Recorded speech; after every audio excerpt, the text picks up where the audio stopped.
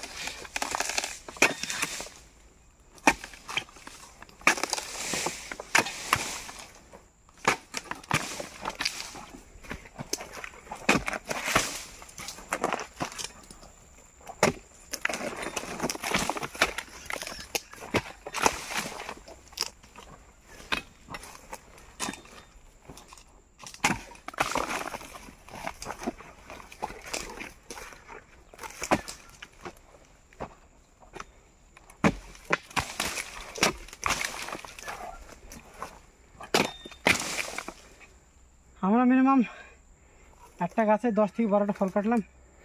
Video যদি আপনাদের ভালো লাগে অবশ্যই লাইক শেয়ার কমেন্ট করো, পেজটাকে ফলো দিয়ে সাথে থাকবা। ধন্যবাদ।